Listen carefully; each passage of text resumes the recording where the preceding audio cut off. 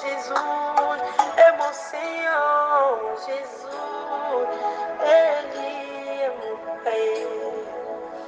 Nazila Kayoe, Nazila Kayoe, Nazila Kayoe, Nazila Kayoe. Shalom, shalom, shalom, bien-aimés, shalom, shalom. À vous tous qui vous connectez à cette plateforme de bénédiction où le Seigneur nous nourrit des meilleures productions du ciel, où il nous accorde son pain de ce jour. Bienvenue dans le pain quotidien. Nous sommes aujourd'hui mercredi 22 mars 2023 et nous continuons notre thème du mois qui est l'esprit de réussite. Et cette semaine, nous avons comme thème booster l'intelligence.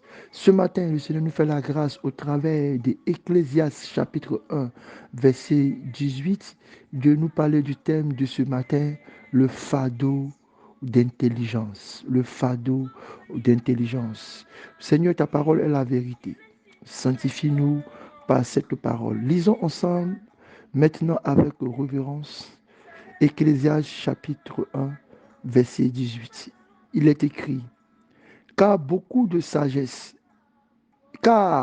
avec beaucoup de sagesse, on a beaucoup de chagrin. Et celui qui augmente sa science augmente sa douleur. Car avec beaucoup de sagesse, on a beaucoup de chagrin. Et celui qui augmente sa science, augmente sa douleur. Bien-aimés, c'est l'Ecclésiaste qui nous l'écrit. Et l'Ecclésiaste, en écrivant ce vers, nous résume la multitude de ses réflexions, le nombre de ses observations. Et dans cette simple phrase de ce matin, il y a tellement de choses à dire que je prie au nom de Jésus que celui qui accorde l'esprit d'intelligence vous permette individuellement à chacun de vous de voir le doigt de Dieu se pointer ce matin pour vous et de vous aider à comprendre, à ouvrir ces paroles pour vous orienter dans votre vie. Car avec beaucoup de sagesse, on a beaucoup de chagrin. On peut comprendre déjà quelque chose que je veux bien répéter. La sagesse humaine atteint son haut niveau dans la maîtrise ou bien dans la position de la prudence. Mais souvent, parce que nous voulons être très sages à nos yeux, parce que nous utilisons la prudence à un trop fort niveau, ou bien à une trop forte contrainte, nous ne pouvons pas être en mouvement. Beaucoup de gens ont été tellement sages qu'ils ont fini par être immobilisés. Pourtant, le but de la sagesse, ce n'est pas de ne pas être en mouvement. Le but de la sagesse, c'est d'éviter la douleur. Mais des gens qui ont voulu être sages, des gens qui ont voulu être plus sages que le mot, ont fini par rentrer dans le laxisme, ont fini par rentrer dans une certaine paresse spirituelle, ont fini par rentrer dans un immobilisme. Et aujourd'hui, ils sont dans le chagrin. Quand il fallait peut-être investir, quand il fallait peut-être économiser, quand il fallait peut-être signer certains documents pour pouvoir acheter une maison, il avait été tellement sage à ses propres yeux qu'aujourd'hui, il est dans le chagrin de n'avoir pas pouvoir être dans l'investissement. Parce que l'investissement demandait qu'il réfléchisse et qu'il soit sûr, qu'il calcule, qu'il soit prudent de ne pas perdre ce qu'il investissait. Mais parce qu'il n'a pas pu calculer et parce qu'il a voulu tellement minimiser le risque, aujourd'hui, le voilà. Tous ses contemporains ont fini par posséder une maison, ont fini par posséder un héritage, mais lui, sa sagesse a fini par le mettre dans une position où il est ce qu'il était hier. Car avec beaucoup de sagesse, on a beaucoup de chagrin. Bien-aimé, la sagesse a pour but de nous éviter la douleur. La sagesse a pour but de nous éviter la perte. La sagesse a pour but de créer en nous la prudence, mais non pas l'immobilisme, mais non pas une paresse. Sinon, nous aurons des chagrins. Nous serons chagrinés, nous serons dans le regret. Il y a des histoires qui me font souvent réfléchir. Quand des gens investissaient dans des sociétés, quand des gens construisaient dans des sociétés, automatiquement, d'autres se rétractaient. D'autres disaient que l'investissement n'était pas trop bon. Non, je ne peux pas aller plus là. Et puis demain, la société réussit. Et parce qu'il a investi seulement que 1%. Lui qui était cofondateur, finit par devenir employé même de l'entreprise. Parce que trop sage à ses yeux. Bien aimé, beaucoup de sagesse. Avec beaucoup de sagesse, on a beaucoup de chagrin. Celui qui augmente sa science, augmente sa douleur. Et c'est ce que souvent la sagesse veut nous inviter. Mais c'est aussi ce que la science aussi peut provoquer.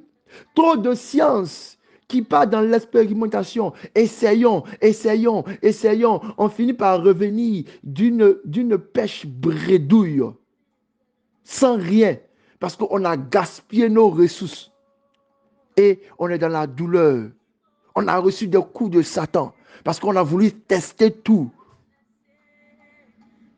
Mais aujourd'hui, notre thème de ce matin, c'est le fardeau d'intelligence. Bien aimé, l'intelligence a un fardeau. Quand nous regardons à notre monde, avec cette sagesse qu'il utilise pour gérer les hommes, quand nous regardons notre monde avec la science qu'elle utilise pour pouvoir accompagner les hommes, nous qui avons reçu la lumière de Dieu, nous devons nous souvenir que nous devons porter notre fardeau. Continuer par l'intelligence divine. Continuer par le renouvellement de l'intelligence à pousser les portes pour que la sagesse humaine soit renversée et que la sagesse divine soit présentée. Pour que la science qui corrompt soit arrêtée. Pour que la science qui bâtit soit élevée. Nous avons crié famine. Et nous avons commencé à faire des réserves. En faisant trop de réserves, nous avons fini par avoir nos greniers avec des aliments pourris. Parce que nous avons crié famine. Nous avons fini par trouver des sciences pour nous aider à pouvoir multiplier ce que la terre pouvait nous donner. Et aujourd'hui, à cause de ces substances que nous avons utilisées pour forcer la terre à produire plus, à cause de ces substances que nous avons utilisées pour pouvoir synthétiser nos aliments, voici la maladie qui nous crée la douleur. Voici des maladies qu'on avait moins de notre époque qui arrivent de notre humanité. Nous avons un fardeau, nous qui avons reçu l'esprit de réussite de l'Éternel. C'est le fardeau de l'intelligence.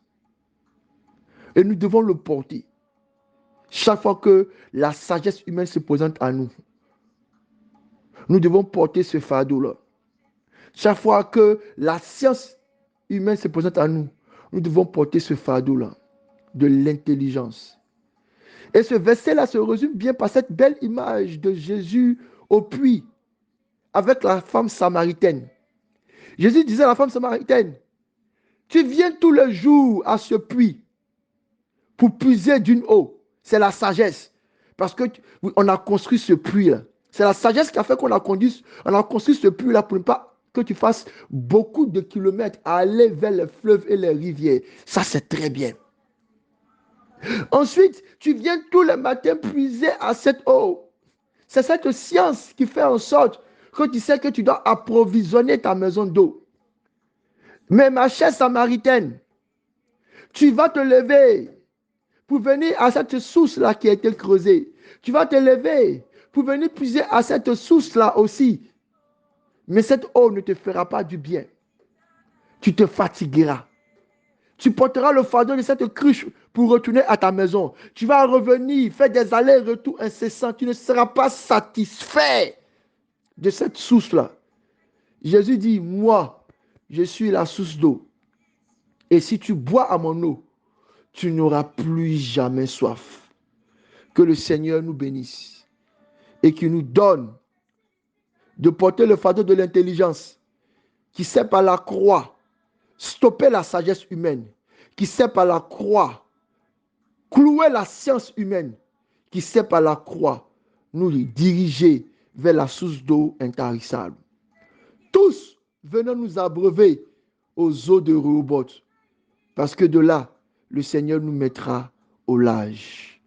Bénédiction.